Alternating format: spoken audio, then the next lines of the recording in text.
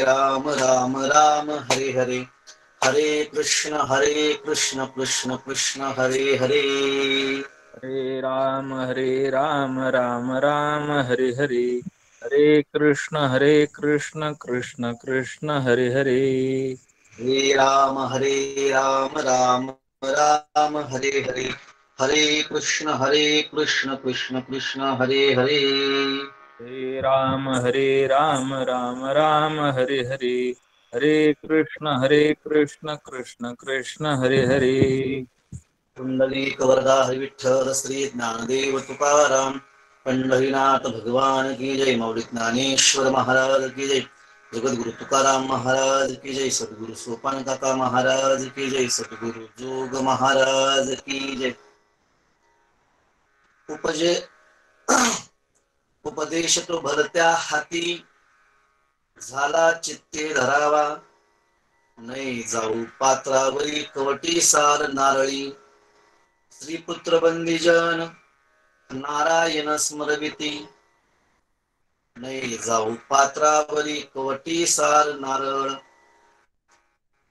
तुका म्हणे रत्नसार परी उपकार चिंधीचे, नाही जाऊ पात्रावरी कवटी सार नारळी, समचरण सरोजम सांद्र निलांबुदाभम जगन निहित पाणी मंडनम मंडनानाम, तरुण तुलसी माला कंदरम कंजनेत्रम सदैवलहासं विठ्ठलं चिंतयामि, पांडुरंगा करू प्रथम नमन, दुसरे चरणा संतांच्या त्यांच्या कृपादाने, कथेचा विस्तारो बाबाजी सद्गुरु दास तुका, अलंकापुरी रम्य सिंहासनस्थं पदांभोज तेजस्प्रदीप प्रदेशम, विदिंद्रादिदेवैः सदा स्तूयमानं समाधिस्थमूर्तिं भजे ज्ञानदेवं, ओम नमो ज्ञानेश्वरा, करुणा करा दयाळा तुमचा अनुग्रह लाधलो, पावन झालो चराचरी, योऽन्त प्रविश्य मम वाचमिमां प्रसुप्तां, सञ्जीवयत्य किल शक्तिधरस्वधाम्ना, अन्यौष्टहस्तचरणश्रवणत्वगादीन् प्राणा, नमो भगवते पुरुषाय तुभ्यं, सोनोपंत तथा कुणी आवडीने मामा असे बोलती, नामे शंकर शंकरा सदा समकरा, निसंग जो सन्मती, पुण्यश्लोक चितो वारकरी संप्रदायाचा आध्वर्यो खरा शोभतो, ऐशा संतवरा सदा समकरा, दांडेकरा वंदितो, नमो सद्गुरु तुकया ज्ञानदीपा, नमो सद्गुरु सच्चिदानंद रूपा, नमो सद्गुरु भक्त कल्याण मूर्ती, नमो सद्गुरु भास्करा पूर्ण कीर्ती, उपदेश तो भलत्या हाती, झाला चित्ती धरावा, नये जाऊ पात्रावरी कवटी सार नारळी, मुक्त कैवल्य तेजोनिधी भगवान श्री ज्ञानोबाराया, वारकरी संप्रदायाच्या कलशास्थानी विराजमान असणारे जगद्गुरु तुकोबराया, ब्रह्ममूर्ती सोपान काका सद्गुरु जोग महाराज आदि करून सकल संतांच्या चरणावरती साष्टांग नमन करून, ऑनलाईन पद्धतीने आपण सर्वजण हे प्रवचन रूपी जी सेवा या ठिकाणी श्रवण करताय, सर्व मायबाप श्रोत्यांच्या चरणावरती या ठिकाणी अभिवादन करून सेवेला सुरुवात करतो. त्या ठिकाणी हरिभक्तपरायण परमपूज्य आदरणीय डॉक्टर विकासानंद महाराज मिसाळ, त्याचबरोबर आमचे गुरुवर्य डॉक्टर महाराज असतील, आमचे जीवलग प्रेमानंदजी महाराज असतील, आदी करून सर्वांच्या संयोजनातून हा गाथेचा चिंतनाचा विषय या ठिकाणी संपन्न होतोय. या जगावरती प्रचंड असं एक मोठं असणारं या कोविड किंबहुना या कोरोनाचं संकट, अनेक लोक या ठिकाणी आत्मविश्वास लोकांचा या ठिकाणी गेलेला आहे, पण हे संकट प्रचंड असं या ठिकाणी संपूर्ण जगावरती आल्यानंतर अनेक लोक त्या संकटातून सामोरं जात आहेत. आम्ही स्वतःही त्या संकटातून सामोरे गेलेलो आहोत. परंतु जगाच्या पाठीवरती किती जरी संकट आली, एक वारकरी संप्रदायाचं एक शिक्षण असे, वारकरी संप्रदायाचं तत्वज्ञान असे, किती जरी संकट या ठिकाणी आपल्या जीवनावरती आली तरी त्या संकटांना न घाबरता, त्या संकटांनी जळमळून न जाता, त्या संकटावरती विजय मिळवत किंवा त्या संकटांना सामोरं जात, त्या संकटांना, त्या दुःखांना आपलं करत आपण त्या ठिकाणी त्याला सामोरं गेलं पाहिजे. तुकोबा सांगतात, की संकट खऱ्या अर्थानं आपल्या जीवनाची परीक्षा घेण्यासाठी येत असतात. संकट म्हणजे काय हो? आपल्याला संकट आले की आपल्याला दुःख होत असतं. की संकट आपल्या जीवनावरती आल्यानंतर आपण डळमळीत न होता, घाबरून न जाता त्याला सामोरं जात असताना या कोरोनाच्या काळामध्ये अतिशय सुंदर असा हा उपक्रम आमच्या प्रेमानंद महाराज असतील, डॉक्टर महाराज असतील, आमचे विशाल महाराज असतील, त्यांच्या माध्यमातून खऱ्या अर्थाने गाथेचं निरूपण सेवा या ठिकाणी संपन्न होते. आज 114वा दिवस आहे आणि जोग महाराजांच्या गाथेच्या अनुक्रमानिकेप्रमाणे या 114व्या दिवसाचा जो अभंग आहे, मला काल महाराजांनी सांगितला की 114व्या क्रमांकाचा अभंग जो आहे, उपदेश तो भरत्या अप्पर हाती झाला चित्ती धरावा नये जाऊ पात्रावरी कवटी सार नारळी स्त्रीपुत्र बंदीजन नारायण स्मरविती तुका म्हणे रत्नसार परी उपकार चिंधीचे. मी आज 1.5-2 तासापूर्वी हा अभंग मी पाहिला. खऱ्या 4092 काही गात्यामध्ये 4090 अभंग आहेत. सगळेच अभंग प्रत्येकाचे पाठ असतात असं नाहीये. काही जे गाथा ज्यांनी अभंग पाठ केलेले आहेत, काहींचे ठराविक अभंगावरती काही चिंतन असतात, काही ठराविक अभंग त्या ठिकाणी मांडत असतात. असे काही प्रत्येकाचे जे ठराविक अभंग असतात, परंतु हा अभंग अतिशय सुंदर आहे. मी पाहिल्यानंतर त्याच्यावरती चिंतन केल्यानंतर हा वाचण्यामधून भरपूर वेळा गेला असेल, परंतु चिंतनासाठी पहिल्यांदाच या ठिकाणी हा अभंग मला या ठिकाणी प्रेमानंद महाराजांनी सांगितला. गाथ्याचं चिंतन करत असताना खऱ्या अर्थानं हा अभंग, या अभंगाचा जर विचार केला तर तुकोबाराय सांगतात, उपदेश तो भलत्या हाती झाला चित्ती धरावा. उपदेश करत असताना तो जर उपदेश आपल्या हिताचा असेल, आपल्या कल्याणाचा असेल, तर तो नक्की स्वीकारला पाहिजे. तो स्वीकारत असताना समोरचा उपदेश करणारा व्यक्ती कुठल्या पात्रतेचा आहे, कुठल्या अधिकाराचा आहे, कुठल्या योग्यतेचा आहे हे न पाहता त्याने केलेला उपदेश आपल्या जर हिताचा असेल तर प्रत्येक जीवाने, प्रत्येक माणसाने तो उपदेश स्वीकारला पाहिजे. तुकोबाराय या अभंगाचा गाभा जर काय असेल ना, ते म्हणजे पहिलं चरण आहे. उर्वरित 3 चरणामध्ये तुकोबाराय दृष्टांत सांगतायत. पण दृष्टांताचं सार जर काय असेल ना, तर ते सार एकच आहे. आपलं हित, आपलं कल्याण, आपलं आत्मकल्याण कशामध्ये हे सर्व सांगत असताना आपण तो उपदेश घेतला पाहिजे.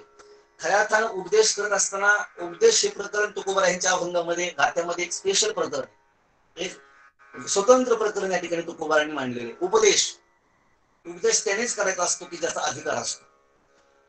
आम्हाला हिंदू म्हणून जो व्यक्ती जन्माला आलेला आहे, त्या हिंदू धर्मामध्ये वेदोक्त काळापासून आपल्याला उपदेश करत प्रत्येक वेद, संत, ग्रंथ, ऋषी, मुनी, तपस्वी, योगी या सर्वांनी हिंदू धर्मामध्ये जो जो जीव जन्माला आलेला त्या प्रत्येक व्यक्तीला उपदेश केलेला आहे. उपदेश हिताचा असला पाहिजे, मग तो कोणी असू द्या. आम्ही रस्त्याने चाललेलो आहोत, रस्त्याने जात असताना आम्हाला एखादा मार्ग माहित नाही, तो मार्ग अडचणीचा आहे, तो मार्ग अडचणीचा आहे, घाटाचा आहे, आम्हाला त्या घाटातून जायचंय, तो घाट आमच्यासाठी अपरिचित आहे, परिचयाचा नाही. पण समोर एखादा व्यक्ती बसलेला आहे, आम्ही गाडी थांबवल्यानंतर आम्ही त्याला विचारतो, आम्हाला या घाटातून जायचंय, रात्रीची वेळ 1-1:30-2 वाजलेले, कीर्तन करून आम्ही आलोय, आम्हाला या घाटातून जायचं, त्या घाटाचा काही परिचय आम्हाला तुम्ही द्यायला काय. त्या व्यक्तीने सांगितलं, बाबा या रात्रीच्या घाटामध्ये गाड्या अडवल्या जातात. गाड्या अडवत असताना, गाड्या अडवल्यानंतर त्या ठिकाणी कदाचित जे काही चोर असतील, दरोडेखोर असतील, हे तुमची गाडी अडवल्यानंतर तुम्हाला त्या ठिकाणी तुमच्या जवळचं काय मौल्यवान वस्तू असते ते घेतील. एक काम करा, तुम्ही या घाटातून आत्ता जाऊ नका, सकाळी उजळल्यानंतर, मला सूर्य उगवल्यानंतर सकाळच्या प्रकाशामध्ये तुम्ही जा. त्याने आम्हाला चांगला उपदेश केलेला आहे, मग तो आम्ही स्वीकारला पाहिजे. का? कारण त्या परिसराचा किंवा त्या घाटाचा त्यांना अनुभव आहे. हा अनुभवाचं सांगणारे जो माणूस आहे, हा अनुभव स्वतःचा आपल्या ठिकाणी प्रकट करत असताना समोरचा व्यक्ती म्हणत असेल, नाही आपण याला विचारलं, या घाटाचा आपण अंदाज घेतला, आपण गेलं पाहिजे. जाणं हे चुकीचं आहे. कदाचित तुम्हाला अडवल्यानंतर तुमचा घातपात येऊ शकतो, परंतु तो उपदेश करणारा जो माणूस आहे, आम्हाला माहिती सांगणारा जो माणूस आहे, तो त्याच्या अनुभवाचं त्या ठिकाणी बोलत असतो. लक्षात ठेवा. या सगळ्या गोष्टी करत असताना तुकोबाराय ज्या अर्थी तुम्हाला आम्हाला उपदेश करतात ना, तुकोबारायांचं गाथा प्रकरण असं आहे. तुकोबारायांची हृदय स्पंदने, आमचे बाबा त्याला तुकोबारायांचे हृदय स्पंदने सांगायचे. प्रत्येक अभंगामध्ये तुकोबारायांचा अनुभव, प्रत्येक अनुभव. तुकोबराय अनुभव वाचून बोलत नाही, कारण अनुभव आल्यांना ते या जगात देत असे. तुका म्हणे साक्षी आले तरी केले प्रगट. उपदेश करत असताना एक तुम्हाला एक उदाहरण सांगून जाईल. स्वातंत्र्यपूर्व काळामध्ये ज्यावेळेस आपल्याला त्या ठिकाणी मुंबईला आपल्या भागातून काही घाटावरून, आमच्या पुण्यामधून काही मुंबईला जे लोक जायचे, पूर्वी चालत जायचे लोक, घाटाघाटातून चालत जायचे. त्यावेळेस इंग्रजांचं राज्य असल्यामुळे त्या इंग्रजांच्या काळामध्ये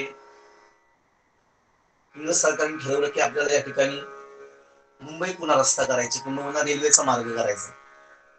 अनेक प्रकारचे इंजिनियर आहेत, अनेक प्रकारचे त्या काळातले हुशार एक नंबर असे असणारे ते काही अधिकारी असतील, त्या अधिकाऱ्यांनी खूप प्रयत्न केले, पण त्यांना लोणावळा खंडाळ्याच्या घाटातून रस्ता त्यांना त्या ठिकाणी काढता येणार, किंवा रस्त्याचा मार्ग कसा काढायचा, कसा तयार करायचा हे त्यांना सांगता येईल. झालं काय की त्या ठिकाणी एक शिंगरोबा म्हणून एक धनगर, मी लहानपणी ऐकलेली गोष्ट आहे. आम्ही माझं बालपण सगळं मुंबईला गेलेलं आहे. 1998 ते 99 पर्यंत मी मुंबईलाच होतो. लहानपणी मुंबईला गेलो. मुंबईला जात असताना मीर बंद पडल्यामुळे आम्हाला गावाला येण्याचा त्या ठिकाणी दुर्दैवी असा युग आला. आम्ही गावी आलो, परंतु आम्ही लहान असताना आम्ही त्या घाटातून जायचो ना, त्या घाटामध्ये एक मंदिर आहे, ते मंदिर शिंगरोबाचं. आमचे बाबा म्हणायचे शिंगरोबा हे असे एक व्यक्ती होते, एक धनगर समाजाचे एक मेंढपाळ होते. इंग्रज सरकारने त्यांना विचारलं, आणि त्यांना विचारून खऱ्या अर्थानं आज जो आपण जो रस्ता पाहतोय, आज जो आपण जो बोगदा पाहतोय, आज जे रेल्वेचा मार्ग पाहतोय, हा सगळा मार्ग त्या शिंगरोबाच्या माध्यमातून इंग्रज सरकारला त्या ठिकाणी मिळाला. इंग्रज सरकारला तो आज रस्ता आपल्या सर्वांच्या फायद्याचा आहे, तो मार्ग सगळ्यांच्या उपयोगाचा आहे. परंतु इंग्रजांनी असा विचार केला, हा सर्वसामान्य मेंढपाळ आहे, यांनी दाखवलेला मार्ग किंबहुना यांनी दाखवलेला हा उपदेश, यांनी केलेला उपदेश आपण घ्यायचा की नाही घ्यायचा असा इंग्रजांनी विचार नाही केला. इंग्रजांनी त्याने केलेला उपदेश तो घेतला. इंग्रजांना दाखवलेला मार्ग इंग्रजांनी तो स्वीकारला, आणि आज जो रस्ता आपल्याला पाहायला मिळतोय, हे सगळे उपकार जर कोणाचे असतील तर ते शिंगरोबा मेंढपाळाचे, शिंगरोबा धनगराचे. मला तुम्हाला सांगायचे, तुकोबाराय सांगतात, उपदेश एखादा व्यक्ती आपल्याला करत असेल, एखादा व्यक्ती आपल्याला चांगला मार्ग दाखवत असेल, तर त्या ठिकाणी त्याचा अधिकार पाहू नका. तो कुठल्या योनीमध्ये जन्माला आला, ती स्त्री आहे का, तो पुरुष आहे का, तो एखादा चाकर आहे का, अतिशय सुंदर अभंग या ठिकाणी तुकोबाराय सांगतायत. उपदेश तो भलं त्या हाती. फक्त तो उपदेश आपल्या हिताचा आहे की नाही हे प्रत्येक व्यक्तीने लक्षामध्ये घेतलं पाहिजे. कोरोनाचा काळ आहे, या कोरोनाच्या काळामध्ये मी सांगून जाईल, संपूर्ण जग आपण या जगाचा जर विचार केला, एक जग 184 देश, या जगामध्ये 184 देशाची लोकसंख्या 750 कोटी आहे. 184 देशामध्ये भारत नावाचा देश आहे. भारताची लोकसंख्या 135 कोटी आहे. भारतामध्ये महाराष्ट्र नावाचं राज्य आहे. महाराष्ट्राची लोकसंख्या 12,30,00,000. या महाराष्ट्रामध्ये तुम्ही आम्ही सर्वजण जन्माला आलो. प्रचंड असा अतिशय संकटाचा काळ असताना सुद्धा कोरोनाच्या काळामध्ये भगवान परमात्म्याने तुम्हा आम्हाला जिवंत ठेवलं. सगळ्यात मोठे उपकार भगवंताचे. नक्कीच भगवंताला आपल्याकडून काहीतरी चांगलं करून घ्यायचं लक्षात घ्या. आमच्या जवळचे काही मित्रमंडळी आम्ही या कोरोनाच्या काळामध्ये, कोविडच्या काळामध्ये गेलेले आम्ही पाहिली. तरुण मुलं, 25, 30, 35च्या या वयातले असणारी तरुण मुलं ज्यावेळेस कोरोनामुळे जातात, कोविडमुळे जातात, अनेकांचे कुटुंब त्या ठिकाणी उद्ध्वस्त झाले. अनेक त्या ठिकाणी अनेकांचे नातेवाईक त्या ठिकाणी गेले. आमचे जवळचे अनेक मित्र, आमच्या पाठ्याचे काही 1-2 मुलं त्या ठिकाणी खऱ्या अर्थाने कोविडमुळे गेले. अतिशय संकटाचा काळ आहे. आपण प्रत्येकाने ही काळजी घेतली पाहिजे. पण ही काळजी घेत असताना प्रत्येकाने एक विचार केला पाहिजे की या ठिकाणी आपल्याला भगवंताने तुम्हाला आम्हाला जिवंत ठेवलं असेल तर भगवंताला नक्कीच आपल्याकडून काहीतरी चांगलं करून घ्यायचंय.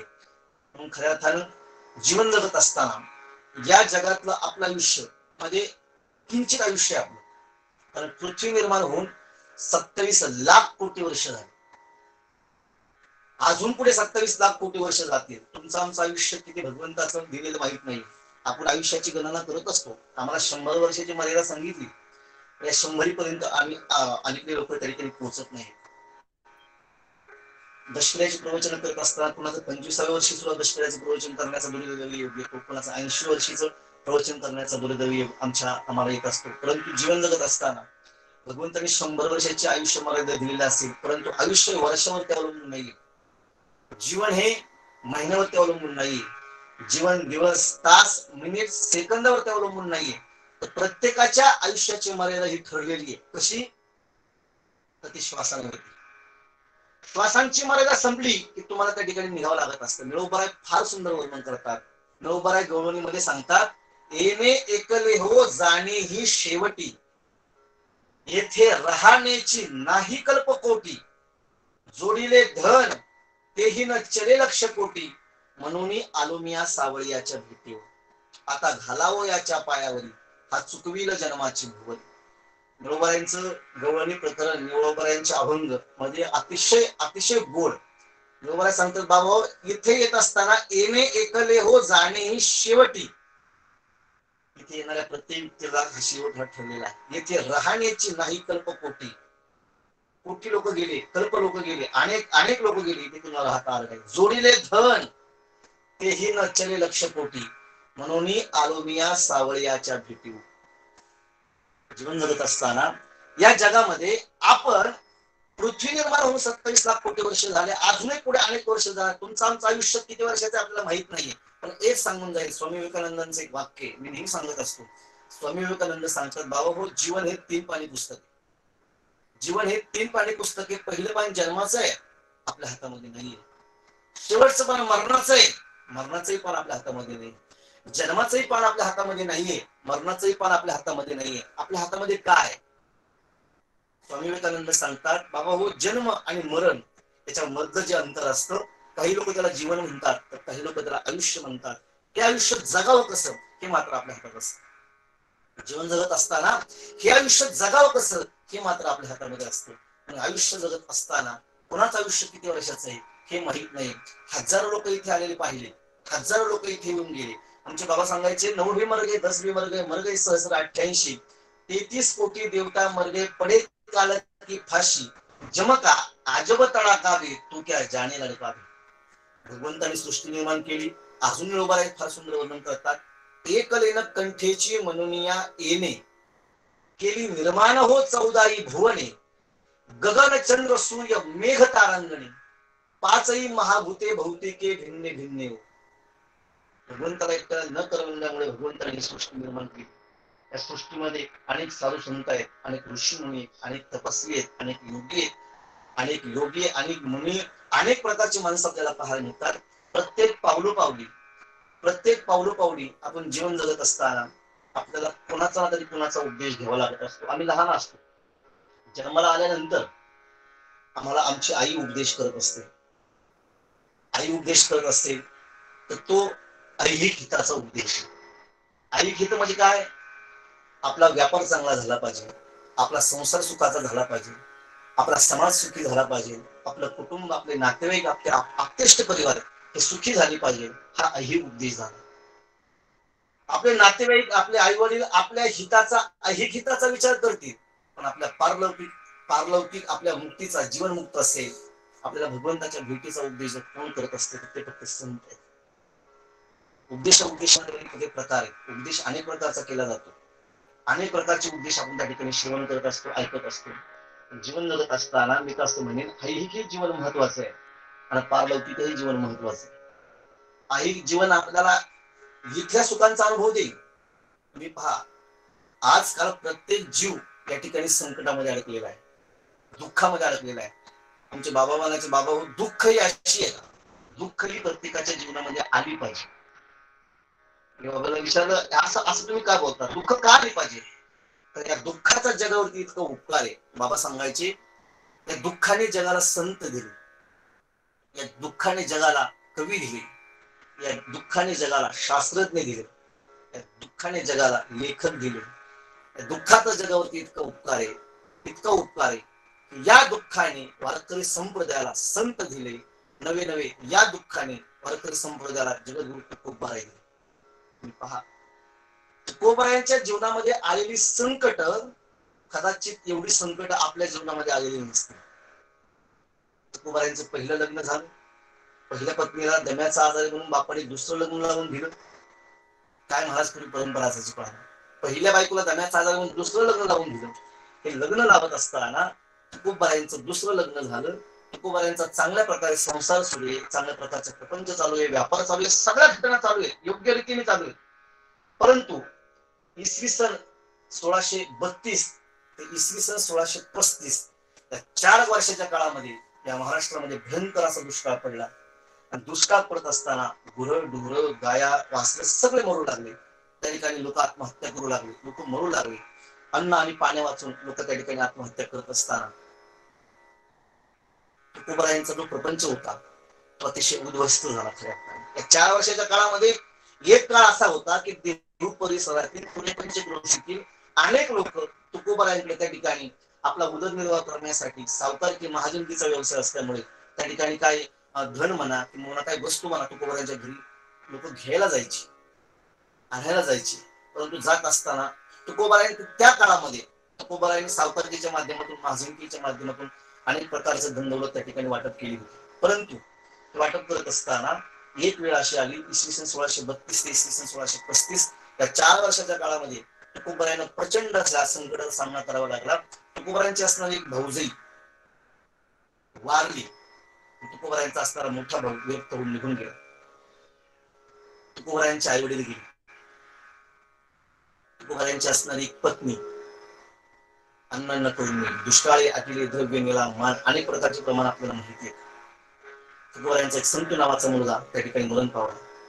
4 वर्षाच्या काळामध्ये भाऊजाई मारावी, भाऊ निघून जावा, आई वडील जावे, मुलगा मारावा, पत्नी मारावी, काय राहिला असतो संसारामध्ये ते सांगा तुम्ही.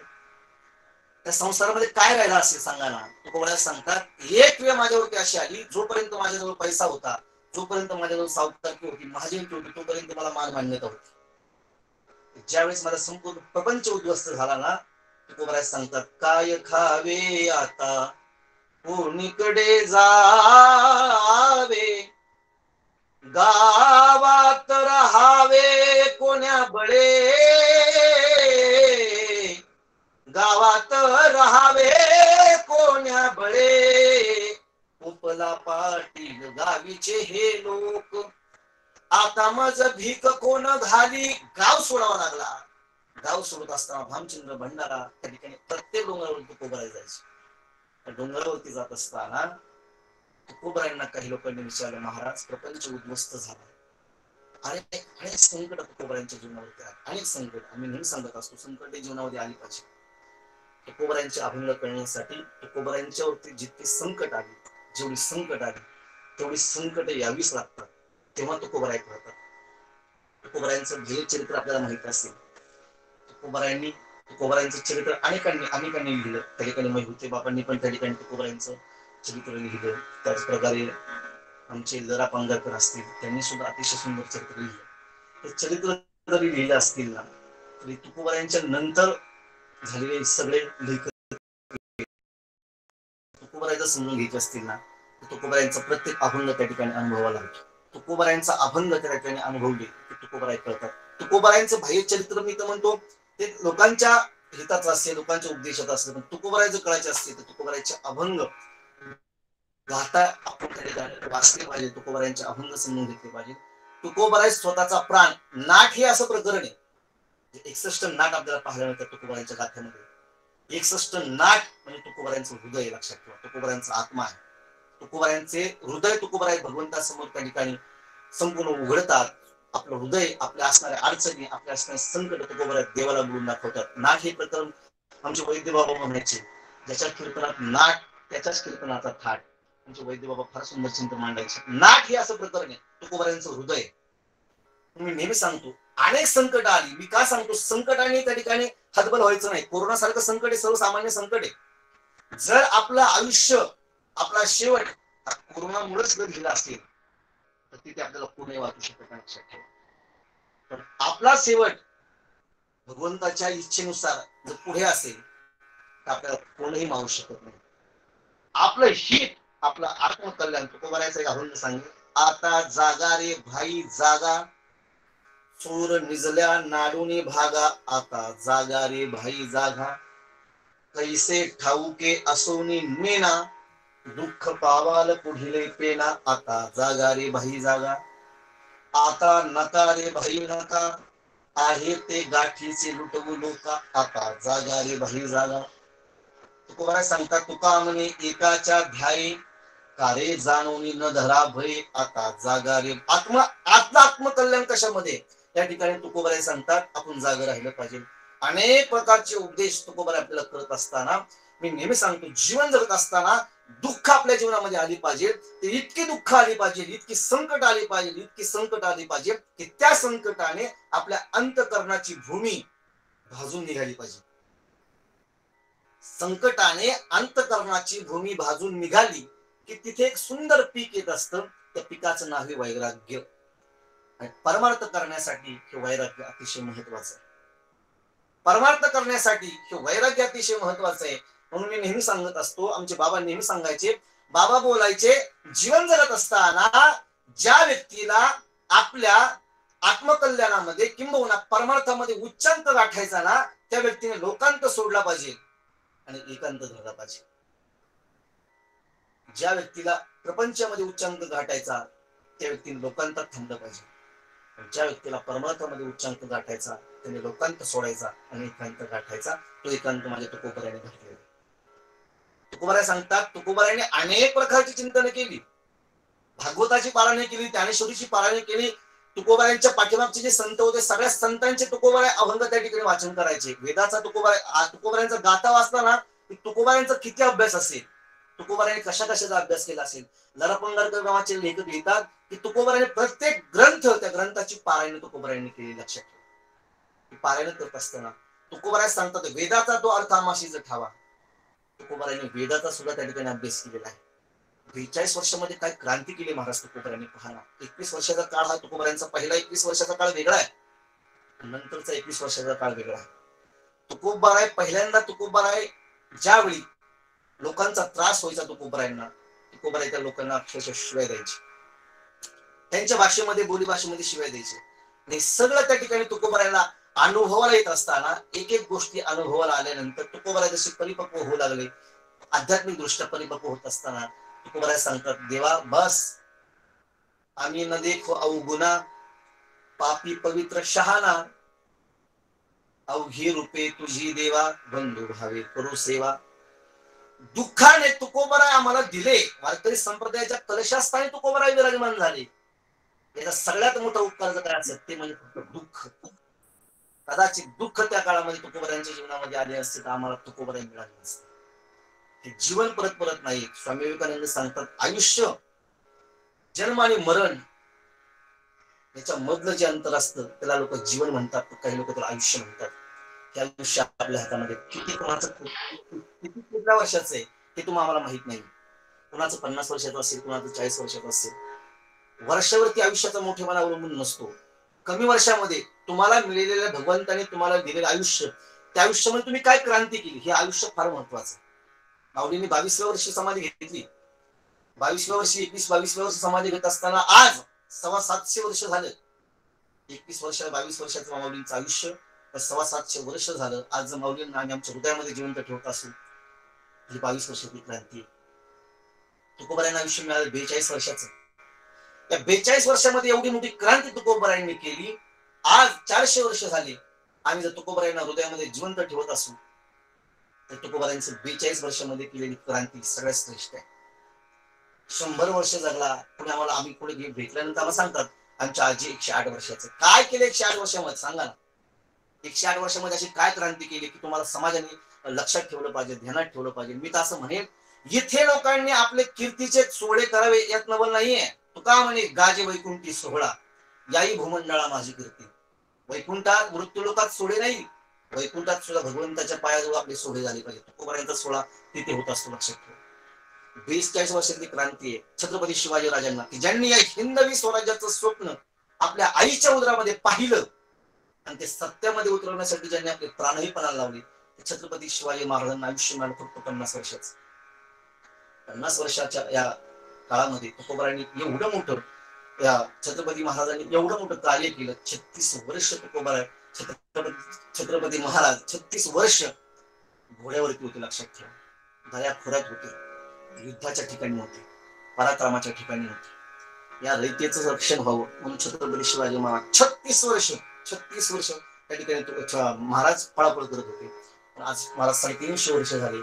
त्या 350 वर्षाच्या काळामध्ये खऱ्या अर्थाने आजही आम्ही छत्रपती शिवाजी राजांना जिवंत ठेवतो कीर्ती रूपाने. का? 50 वर्षाची क्रांती. धर्मवीर संभाजी राजांना 32 वर्षाचं आयुष्य मिळालं. या 32 वर्षामध्ये धर्मासाठी आपल्या स्वतःच्या प्राणाचे बलिदान त्या ठिकाणी धर्मवीर संभाजी महाराज देत असतील. आज 350-350 वर्ष झालं. आज आम्ही महाराजांना जिवंत ठेवत असेल. माझं असं मत आहे. मोठे मोठे जे माणसं होऊन गेले ना, मोठे मोठे शूरवीर साधू संत होऊन गेलेत ना, आपल्या त्यांच्यासारखं आपल्याला कदाचित जमेल असं मला तरी नाही वाटत. परंतु माझं असं मत आहे, ते शेकडो वर्ष या जगाच्या पाठीवरती जिवंत राहत असतील ना, आपण मेल्यानंतर कमीत कमी 5-25 वर्ष तरी आपण या जगाच्या पाठीवरती जिवंत राहिलो पाहिजे. आपल्यासाठी कोणाच्या तरी डोळ्यामध्ये पाणी येईल ही आयुष्यातील सगळ्यात मोठी कमाई आहे. या कोरोनाने प्रत्येक माणसाला, प्रत्येक व्यक्तीला त्याची जागा दाखवून दिली. लक्षात ठेवा. ज्याच्याकडे पैसा होता तो उन्मत्तपणे जगत होता. जो गरीब होता तो बिचारा घाबरून भिवून जगत होता. उन्मत्तपणे जगणाऱ्या माणसाला सुद्धा या कोरोनाने जागेवरती आणलं. घाबरून भीती स्वतःवरती बाळगून जगणाऱ्या माणसाला सुद्धा त्या ठिकाणी महाराज त्याला जागा केलं. बाबा रे, संकट आले ना तरी तुझ्या संकटाचा सामना तुलाच करायचा. परमार्थ ही अशी गोष्ट आहे, किती जरी संकट आली ना, त्या संकटांना, कारण दुःखाचा 3 प्रकार या जगावरती पडतात. दुःखाचे 3 प्रकार, एक सात्विक, राजस, तामस असे 3 प्रकार पडत असतात. दुःख जगामध्ये आलेला राजस माणूस असेल ना, तर त्या ठिकाणी त्या दुःखाने तो त्या ठिकाणी गडबडतो. दुःखाने गडबडला की त्या ठिकाणी तो एक तर व्यसनी होत असतो, एक आत्महत्या करत असतो. राजस माणूस व्यसनी होतो, आत्महत्या करतो.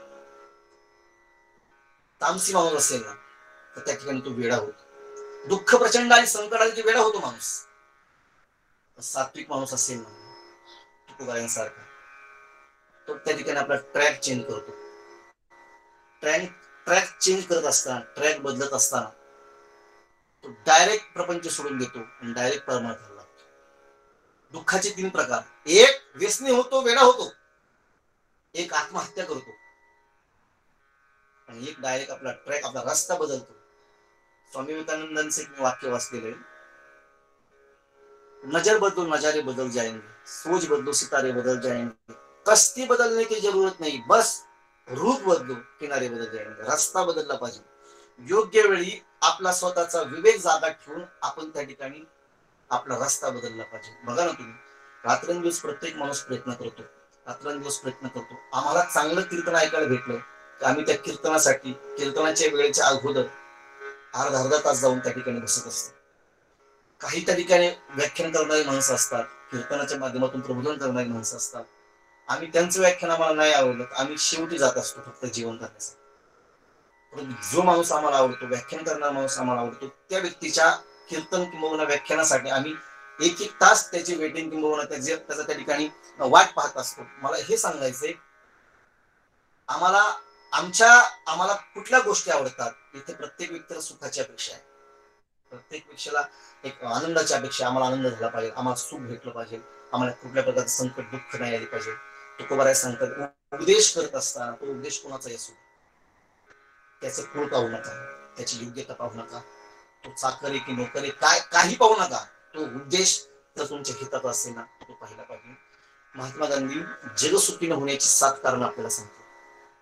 अतिशय सुंदर चिंतन. महात्मा गांधी उपदेश करत असताना जग का सुखी होत नाही, साधू संतांनी आम्हाला सुखाचे मार्ग सांगितले. भीमातीने एक वसविले नगर, त्याचे नाव पण नरपुररे.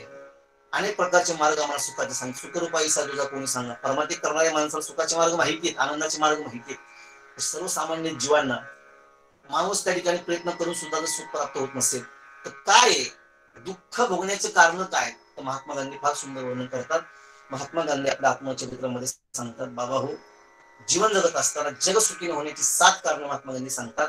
पहिलं कारण सांगतात की ज्ञानाच्या क्षेत्रामध्ये आढळणारा चारित्र्याचा अभाव, राजकारणामध्ये आढळणारा तत्वांचा अभाव, विज्ञानाची निरपेक्षता, आनंद संपादनात आढळणारा विवेकाचा अभाव, व्यवसायामध्ये आढळणारा सचोटीचा अभाव. 6वं कारण सांगतात, परिश्रमाशिवाय मिळालेली सदनता दुःख देते. आणि 7वं कारण सांगतात, उपासनेमध्ये आढळणारा त्यागाचा अभाव. जगसुखी न होण्याची 7 कारण महात्मा गांधी सांगतात. पहिलं कारण सांगतात, ज्ञानाच्या क्षेत्रामध्ये आढळणारा चारित्र्याचा अभाव, राजकारणामध्ये आढळणारा तत्वांचा अभाव, विज्ञानाची निरपेक्षता, व्यवसायामध्ये आढळणारा सचोटीचा अभाव, आनंद संपादनात आढळणारा विवेकाचा अभाव, परिश्रमाशिवाय मिळालेली सदनता दुःख देते. आणि शेवटचं कारण सांगितलं उपासनेमध्ये आढळणारा त्यागाचा. उपासना करत असताना काही लोक नुसतं उपदेश ऐकतात, भरून ठेवतात, कानामध्ये भरून ठेवतात. हजारो कीर्तन काही लोकांनी ऐकली, परिवर्तन काय? माझं असं मत आहे, एकच कीर्तन ऐकून, एक कीर्तन ऐकून आपल्या जीवनामध्ये आपल्याला परिवर्तन जर घडून आणता येत असेल तर आपल्याला एकच कीर्तन महत्वाचं आहे. जसं महाराज नामदेव महाराज सांगतात, ज्ञानेश्वर महाराजांची ज्ञानेश्वरी वाचत असताना संपूर्ण उद्या वाचा, ज्ञानेश्वरी रोज वाचा, पण जीवन जगत असताना नुसतं वाचून उपयोग नाही, तर एक तरी ओवी अनुभवावी, एका तरी ओवीचा अनुभव आपल्या जीवनामध्ये उतरला पाहिजे. जीवन जगत असताना हे जीवन पुन्हा पुन्हा नाहीये. खऱ्या अर्थानं जग सुखी होत असताना आपण अनेक लोक दुःखी पाहतो. या ठिकाणी या जगाच्या पाठीवरती अनेक लोकांना आपण दुःखामध्ये पाहत असतो. पण साधू संतांनी दाखवलेला मार्ग, साधू संतांनी केलेला उद्देश तो हिताचा आहे. कारण या जगाच्या पाठीवरती सर्वसामान्य जीवांचं कल्याण करणारे जो कोण असतील ना, ते फक्त संत. ज्याप्रमाणे सर्वसामान्य एखादं कोर्ट असते, कोर्टामध्ये न्याय देणारी न्यायदेवता वेगळी, आरोप करणारा आरोपी वेगळा आहे. आरोपीने आरोप केलेला आहे, आरोपीने एखादी घटना केलेली, त्या आरोपीला न्याय हवा. न्यायदेवता न्याय द्यायला बसलेली, पण तो न्यायदेवता न्याय देत असताना आरोपीची बाजू त्या ठिकाणी ऐकून घेत असतो, प्रतिवादी जो असतो त्याची बाजू ऐकून घेत असतो. परंतु आरोपी, वकील आणि न्यायाधीश हा देव आहे. आरोपी तुम्ही आम्ही सर्वजण सामान्य जीव आहोत, आणि वकील हे संत आहे. जीवाची चांगल्या प्रकारची बाजू देवाला किंवा न्यायाधीशाला पटून देवाला आपलंसं करून लावणारे फक्त आणि फक्त संत आहेत. कारण आपण असारखी करीत तात्काळ संत आपल्यासारखं खऱ्या अर्थाने जीवाला कळत असतात. संतांचा उपदेश जीवनामध्ये फार महत्वाचा आहे. तो उपदेश ऐकत असताना तुकोबाराय सांगतात, तो उपदेश आपल्या हिताचा असेल, कल्याणाचा असेल, तर तो चित्तामध्ये धरला पाहिजे. चित्त हे परमार्थात अतिशय महत्वाचं म्हणायचं, चित्त आणि विश्वास. कारण ज्ञानोबाराय वर्णन करतात, तुम्ही त्रिवेणी संगमावरती जाऊन या, नाना तीर्थाचं भ्रमण करा. त्रिवेणी संगमावरती जाऊन या, नाना तीर्थाचं भ्रमण करा. नवे नवे जम्मू पासून ते कन्याकुमारी पर्यंत सगळे तीर्थ फिरा, 4 धाम फिरा, सगळे 12 ज्योतिर्लिंग फिरा, अष्टविनायक फिरा, सगळ्या प्रकारची तीर्थ तुम्ही पाहून या. हे पाहत असताना तुमचं चित्त एकाग्र होत नसेल, चित्त जर त्या ठिकाणी भगवंतावर लागत नसेल, त्रिवेणी संगमिना तीर्थ भ्रमी चित्त नाही नामी तरी ते व्यर्थ. चित्त महत्वाचं आहे. जवळ नाही चित्त काय मांडी विपरीत. चित्त किती महत्वाचं आहे. त्या डोळ्यांनी मी एका चित्ताच्या या वृत्तीवरती किंवा या चित्ताच्या माध्यमातून त्या गवळणी भगवान परमात्मा आपल्यासाठी. तुझ्या मुरलीचा सुरतान मी विसरले देह भान, संसार सोडून धरिले रान, संसार सोडून धरिले रान, मी वृंदावनी गेले, मी वृंदावनी गेले, आहारे सावळ्या कैसी वाजवली मुरली, आहारे सावळ्या कैसी वाजवली मुरली. तुझ्या मुरलीचा सुरतान, भगवंताची बासरी ऐकल्यानंतर मी विसरले देहभान, संसार सोडून धरिले रान, मी वृंदावनी गेले. कोबराय गवळणी सांगतात, कारण स्थावर जंगम विसरून गेल्या, विसरून गेल्या, देहभाव हरपला, समाधी उन्मनी तुच्छ वाटती, तेथे हरी कथा मना विश्रांती. नंद नंदन मुरली वाला, नंद नंदन मुरली वाला, नंद नंदन मुरली वाला. हरिने माझे हरिने चित्त. चित्त परमार्थामध्ये फार महत्वाचे आहे. आमचे गुरुवर्य एक वैद्य बाबा दृष्टांत सांगायचे, चित्त परमार्थामध्ये किती महत्वाचे, प्रपंचमध्ये किती महत्वाचे. ऐका, मलाच एक लग्नाचा मंडप असतो. एखादं लग्न कार्य जर घेतलं तर लग्नामध्ये पूर्वी मंडप असायचा, पण अलीकडे ते मंडप नाही, मंगल कार्यालय आले. चांगल्या प्रकारचे गार्डन आहे, लॉन्स आहे. पण पूर्वी लग्नामध्ये ते मंडप त्या ठिकाणी घातला जायचा. म्हणजे बाबूमानाच्या अलीकडे तो लग्नामध्ये मंडप असला तरी चालतो आणि नसला तरी चालतो. लग्नामध्ये काटेवाडी घोडा पूर्वी असायचा, पण तो अलीकडे काटेवाडी घोडा राहिला नाही. काटेवाडी घोडा असला तरी चालतो, नसला तरी चालतो. लग्न कार्यामध्ये पंचपक्वान्नाचं जेवण असलं तरी चालतं, नसलं तरी चालतं. लग्न कार्यामध्ये मोठमोठ्या पत्रिका आणि त्याच्यामध्ये 800 नावं असली तरी चालतात, नसली तरी चालतात. लग्न कार्यामध्ये नवरा बायकोचे मामा मामी अलीकडे असले तरी चालतात, नसले तरी चालतात. काका काकी असले तरी चालतात, नसले तरी चालतात. लग्न कार्यामध्ये नवरा नवरीची मित्रमंडळी असले तरी चालतात, नसले तरी चालतात. अलीकडच्या काळामध्ये जी परिस्थिती आहे, लग्न कार्यामध्ये नवरा नवरीचे आई बाप असले तरी चालतात, नसले तरी चालतात. लग्न कार्यामध्ये नवरा नवरी असले तरी चालते आणि नसले तरी चालते. म्हणजे बाबा विनोदाने सांगायचे, मग लग्न कोण असं घालतात? लग्नामध्ये नवरा नवरीचं अस्तित्व जसं मुख्य असतं ना, तसं परमार्थामध्ये चित्ताचं अस्तित्व मुख्य असतं. कारण समोरून आलेला उपदेश खऱ्या अर्थाने तो चित्ताने ग्राह्य केला, चित्ताने आपण त्या ठिकाणी चित्तामध्ये साठवला. कारण भगवान परमात्मा साठवायचा असेल तो सुद्धा चित्तामध्ये, समोरच्या व्यक्तीकडून आलेला उपदेश साठवायचा असेल तरी तो चित्तामध्ये धरावा लागत असतो. तेव्हा मग शरीराच्या बाह्यक्रिया त्या ठिकाणी घडत असतात. तुकोबाराय सांगतात, उपदेश तो भलत्या हाती झाला चित्ती धरावा.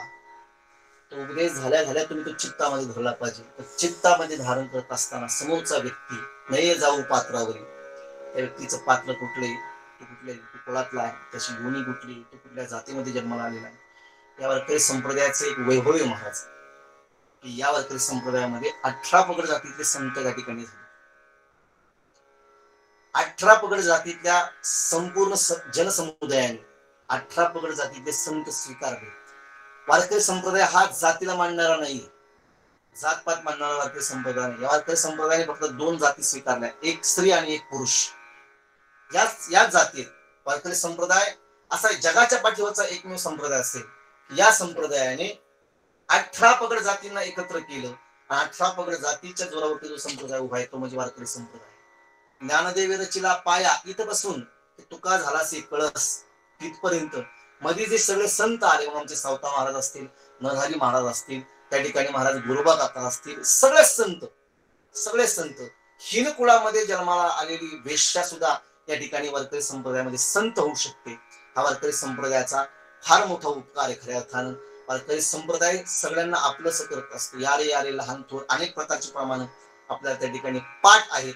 मला हे सांगायचे, वारकरी संप्रदायाच्या व्यासपीठ महत्वाचं काय असेल तर कीर्तन प्रवचनाचे प्रबोधन करण्याचं व्यासपीठ, त्या ठिकाणी वारकरी संप्रदायाचा प्रसार करण्याचं व्यासपीठ जर का असेल तर कीर्तन प्रवचन आहे. या कीर्तन प्रवचनाच्या माध्यमातून अनेक कुळामध्ये अनेक जातीमध्ये जन्माला आलेले जे काही आमचे कीर्तनकार महाराज मंडळी असतील ते उपदेश करतात. समोर बसलेला असा माणूस म्हणत नाही ह्या अमक्या जातीचा याचा उपदेश स्वीकारायचा नाही, हा तमक्या जातीचा याचा उपदेश स्वीकारायचा नाही. तो उपदेश जर आपल्या हिताचा असेल ना, तो उपदेश आपल्या कल्याणाचा असेल ना, आपलं आत्मकल्याण जर तो साधून देणार असेल ना, तो उपदेश नक्कीच स्वीकारला केला पाहिजे. आपल्या चित्तामध्ये तो उपदेश धारण केला पाहिजे. आमचे त्या ठिकाणी गुरुवरी पृथ्वीराज बाबा सांगायचे, बाबा म्हणायचे नारळ कणके, नारळ टणके, नारळ निवारे. तो नारळ असणारा तो टणक नारळ किंवा वज्र आहे, वरून पाहिला तर तो एकदम कडक आहे. कडक असणाऱ्या त्या नारळाच्या गुणामुळे आम्ही नारळ त्यागायचा नाही. का? कारण नारळाच्या आतून जो गाभा मला मिळणार आहे, मग ते खोबरं असेल किंवा तो धावा असेल, तो गाभा आमच्यासाठी महत्वाचा आहे. नारळ कणके टणके सोडून द्या, म्हणून नारळ त्यागायचं नाही, तर त्यातला गाभा महत्वाचा आहे. तुकोबाराय सुद्धा हेच सांगतात, नय जाऊ पात्रावरी कवटी सार नारळी. नारळाची कवटी कणके म्हणून सोडू नका, त्यातला सार आतला गाभा महत्वाचा आहे. गाभा सांगत असताना उपदेश महत्वाचा आहे, उपदेश करणारा महत्वाचा नाही, उपदेश महत्वाचा आहे. म्हणून तुकोबाराय सांगतात, आपल्या जीवन जगत असताना या जगातलं सगळ्यात मोठं सार जर असेल, कलियुगातलं सगळ्यात मोठं साधन जर असेल, एक श्लोक सांगितला गेला, कृते ध्याये तो विष्णू त्रेतायाम येजे तो मुखे द्वापारे परिचार्यायाम कलौक्त हरी कीर्तनात. कलियुगा माझी करावे कीर्तन, अनेक प्रकार नामसंकीर्तन साधन पै सोपे, कलियुगी उद्धार हरीच्या नामी सकळांसी येते आई अधिकार. कलियुगी उद्धार, कलियुगातलं सगळ्यात श्रेष्ठ साधन जर काय सांगितलं असेल ना, तर ते म्हणजे भगवान परमात्म्याचं नामचिंतन. हे भगवंताचं नामचिंतन जो करून देतो ना, तुकोबाराय सांगतात, दाता तोची खजाना नारायणा स्मरवी. मग तो दाता सगळ्यात श्रेष्ठ सांगितलेला आहे. आमच्याकडे मतदान केलं, आमच्याकडे गुरुदान केलं, आमच्याकडे कोणी एखादं 100 रुपयाची वर्गणी फाडली की आम्ही त्याला म्हणतो दानशूर.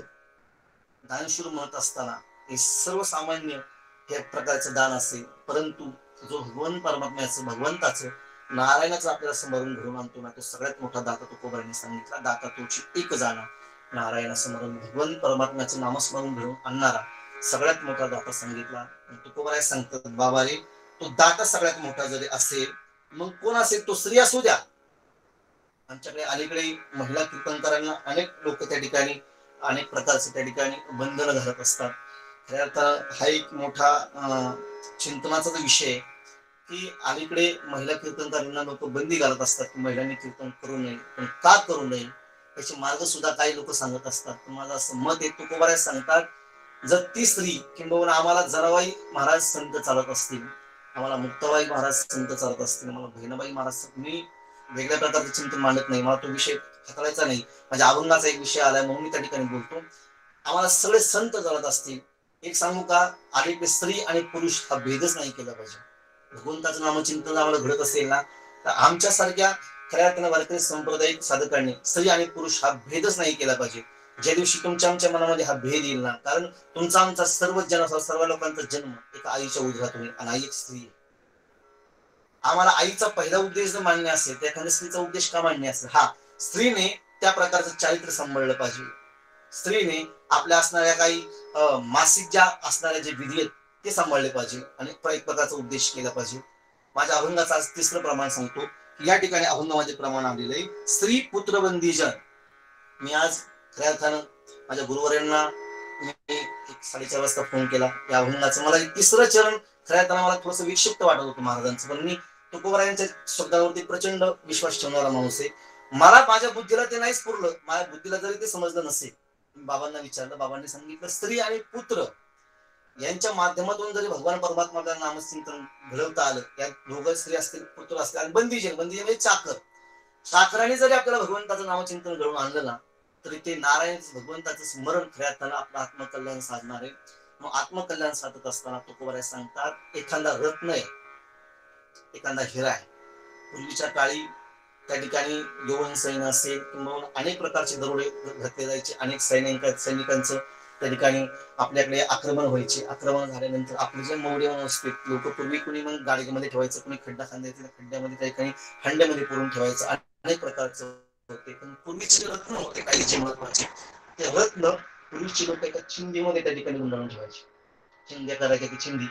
तुकोबाराय सांगतात, आम्हाला चिंधी तर रत्न जसं महत्वाचं आहे, आम्ही रत्नाला जितकं मान्यता देतो ना, तर रत्नाचं संरक्षण करणारी चिंधी सुद्धा तितकीच महत्वाची. म्हणून चिंधी सर्वसामान्य वस्त्राची असते म्हणून तिला कमी समजू नका.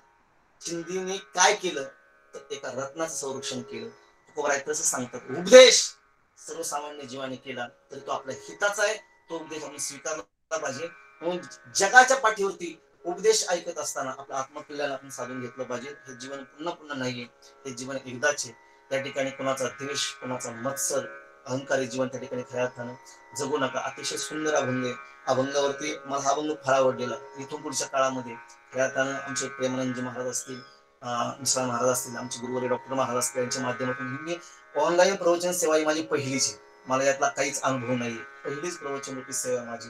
माझ्या बुद्धीच्या कुवतेप्रमाणे मला 4 वर्ष मला संस्थेमध्ये या ठिकाणी अभ्यास करत असताना मी ह्या अभंगाचं मला फार, कारण थोडस माझं गडबडीचं जीवन असल्यामुळे ह्या अभंगाला फक्त अर्धा पाऊण तासच मला पाहायला मिळालं. मी थोडासा अभंग वाचला, थोडंसं चिंतन केलं, आणि चिंतन केल्यानंतर आपल्यासमोर मांडण्याचा प्रयत्न करतो. जात असताना माझं असं एक मत आहे, आम्ही एक नवीन संकल्प केलेला आहे. प्रत्येक कीर्तन प्रवचनाच्या माध्यमातून प्रत्येक गावी एक संकल्प केला की प्रत्येक व्यक्तीने एक तरी झाड लावलं पाहिजे. ज्या गावात कीर्तन होईल त्या गावात मी एक झाड त्या ठिकाणी भेट देत असतो, आणि ज्या ठिकाणी दशक्रियाचं प्रवचन होईल त्या ठिकाणी मी एक झाड विकत घेत असतो. कारण अलीकडे वारकरी संप्रदायाच्या माध्यमातून आपण प्रबोधन करतो, चांगल्या प्रकारचं कार्य करत असेल, चांगले सत्यकर्म करत असेल, हे कर्म करत असताना या जगाचं आपण काहीतरी लागत आहोत, या समाजाचं आपण काहीतरी लागत आहोत. महाराज, कोरोनाच्या काळामध्ये ऑक्सिजन कमी पडले तर ऑक्सिजन वाचून लोक त्या ठिकाणी मेले. महाराज, हा ऑक्सिजन पुरवण्याचं काम जर कोण करत असेल आपल्याला, हे वृक्ष करत असतात. हे वृक्ष आपण प्रत्येक कीर्तनकाराने प्रत्येक गावामध्ये कीर्तन झाल्यानंतर एक तरी त्या ठिकाणी वृक्ष आपण त्या ठिकाणी दिलं पाहिजे. वृक्ष फार महत्वाचं आहे. उदाहरण सांगून जर 1-2 मिनिटाचं, माझ्या हातामध्ये फक्त 5 मिनिटं राहिलेली. एक 85 वर्षाची गृहस्थ आहे.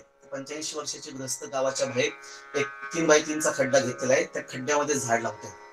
ते झाड लावत असताना त्या राज्याचा राजा एक घोड्यावरून त्या ठिकाणी शेजारून चाललाय. राजाने पाहिलं एक वृद्ध व्यक्ती काहीतरी करतोय. तो राजा घोड्यावरून खाली उतरला. 85 वर्षाच्या गृहस्थाजवळ गेला आणि जवळ गेल्यानंतर विचारलं, बाबा काय करताय? म्हणजे बाबा राजाने झाड लावलं. बाबा हे झाड कशाचं आहे? म्हणजे अक्रोडाचं झाड. मी एक वाचलेलं उदाहरण आहे, चांगल्या व्यक्तीच्या मुखातून सुद्धा ऐकलेले, एका गोष्टीच्या पुस्तकामध्ये वाचलेलं सुद्धा उदाहरण आहे. बाबा 85 वर्षाचं तुम्ही वय तुमचं, हे झाड तुम्ही अक्रोडाचं लावताय. या अक्रोडाच्या झाडाचं तुम्हाला मी माहिती का? म्हणजे काय? हे अक्रोडाचं झाड लावल्यानंतर याला 50 वर्षानंतर फळ येतं. मी ऐकलेलं उदाहरण, 50 वर्षानंतर फळ येतं. बाबा तुमचं वय 85 वर्षाचं आहे. या झाडाला जर 50 वर्षानंतर फळ येणार असेल तर या झाडाची फळं खायला तुम्ही जिवंत राहणार आहात का? 85 वर्षाच्या गृहस्थाने बाबांनी दिलेलं उत्तर इतकं सुंदर होतं. बाबा हे झाड मी लावतो, या झाडाची फळं मला खाता येणार नाही हे जर नक्की असेल ना, माझ्या आजा पंजाने जे झाड लावलं त्या झाडाची फळं मी आज चाकतोय. माझ्या आजा पंजाने जे झाड लावलं त्या झाडाची फळं मी आज चाकतोय. हे झाड मी माझ्यासाठी लावत नाही, तर हे झाड माझ्या पुढच्या पिढीवरती मी परोपकार करतोय. परोपकार का करतोय? की माझ्या पुढच्या पिढीला त्या झाडाची फळं खाता यावीत. राजाला त्यांचा विचार आवडला. राजाने विचार केला, अशा दूरदृष्टीची माणसं जर माझ्या राज्यामध्ये असतील तर माझं राज्य कधी उपाशी त्या ठिकाणी मरणार नाही. राजा खुश झाला. राजाने राजाच्या खिशामध्ये हात घातला. बरं तो खिसा राजाचा होता, तो वारकऱ्याचा नव्हता. वारकऱ्याच्या खिशामध्ये हात घातला. एकदा आरपार जाईल 5 डॉलरचा हारी पडते सापडेल. अलीकडचे वारकरी पण एक्झिक्युटिव्ह झाले. ऍपलचे मोबाईल सापडतात अलीकडच्या वारकरी. आणि मी तर नेहमी सांगतो, माणसाने श्रीमंत असलं पाहिजे, श्रीमंत झालं पाहिजे. विचारांची श्रीमंती प्रत्येकाजवळ असली पाहिजे. कारण ज्याच्या बापाच्या दारात सोन्याचा पिंपळ आहे, सुवर्ण विचार प्रत्येकाच्या अंतःकरणामध्ये असले पाहिजे. सोन्याच्या विचारानेच आयुष्य जगलं पाहिजे. श्रीमंत असलं पाहिजे विचाराने. परिस्थितीने दारिद्र्य असू द्या, आर्थिक परिस्थिती तुमची गरिबीची असू द्या, महाराज विचाराची श्रीमंती फार मोठी असली पाहिजे. विचारांची श्रीमंती आमच्या तुकोबारायांकडे होती. तुकोबारायांकडे शब्दाचं धन होतं ना. तुकोबारायांकडे काय होतं नंतर 32-35च्या काळाच्या नंतर, दुष्काळानंतर काय तुकोबारायांकडे? तुकोबारायांकडे एकच धन होतं, आम्हा घरी धन शब्दांचीच रत्ने. शब्दांचंच धन तुकोबारायांकडे होतं. विश्वमाऊली ज्ञानोबारायांकडे सुद्धा शब्दांचंच धन होतं. आणि त्यांनी जी क्रांती केली ती फक्त आणि फक्त शब्दांच्या धनावरती. राजा खुश झाला. राजाने राजा खिशामध्ये हात घातला. 100 सोन्याच्या मोहरा दिल्या. बाबा नाचू लागले, गाऊ लागले. बाबा का नाचताय राजा? 10 मिनिटापूर्वी तुम्हाला सांगितलं होतं हे झाड लावता, या झाडाचं फळ तुम्हाला 50 वर्षानंतर मिळणार आहे. बघ राजा, मला पहिलं फळ प्राप्त झालं 10 मिनिटांमध्ये. 100 सोन्याच्या मोहरा मला मिळाल्या. राजा पुन्हा खुश झाला. काय विचार आहेत बाबांचे. राजा पुन्हा खुश झाला. पुन्हा 100 सोन्याच्या मोहरा दिल्या. पुन्हा बाबा नाचू लागले. बाबा का नाचताय? राजा, वनस्पती शास्त्राचा मी एक अभ्यास केला. वर्षातून एका वनस्पतीला एक हंगाम प्राप्त होत असतो. राजा 15 मिनिटांमध्ये मला 2 हंगाम प्राप्त झाले. 2 वेळा 100 सोन्याचा मोहरा मला मिळाला. आपण चांगलं काम करत असताना कदाचित ते फळ 50 वर्षानंतर मिळेल. कदाचित आपण हे जग सोडून गेल्यानंतर मिळेल, नाही तर कदाचित 5 मिनिटांमध्ये मिळेल. कर्म करत असताना चांगल्या प्रकारे कर्म केलं पाहिजे. म्हणून एक माझी विनंती, जे कोणी श्रवण करत असतील, श्रवण करणार असतील, प्रत्येकाने एक तरी झाड लावलं पाहिजे. मी तर नेहमी सांगतो, आपले आई वडील कदाचित नसतील, कोणाचे असतील, आपले आई वडील गेल्यानंतर, आपले कोणी आजी आजोबा गेल्यानंतर त्यांची एक आठवण म्हणून प्रत्येक व्यक्तीने एक तरी झाड लावलं पाहिजे. म्हणजे कळकळीची विनंती.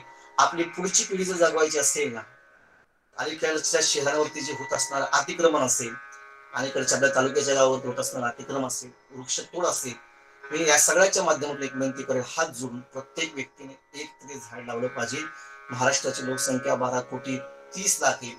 12 कोटी 30 लाख 30 लाख वरती सोडून द्या. 12 कोटी जरी झाडं या महाराष्ट्राच्या मातीमध्ये लागली तरी ऑक्सिजन वाचून माणसं मरणार नाही.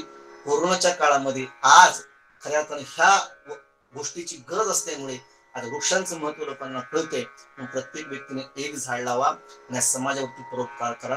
तुका म्हणे आता उरलो उपकारा पुरता. उपकार समाजावरती फार महत्वाचा आहे. समाजासाठी जगणं तुमचं फार चिंतन अतिशय महत्वाचं आहे.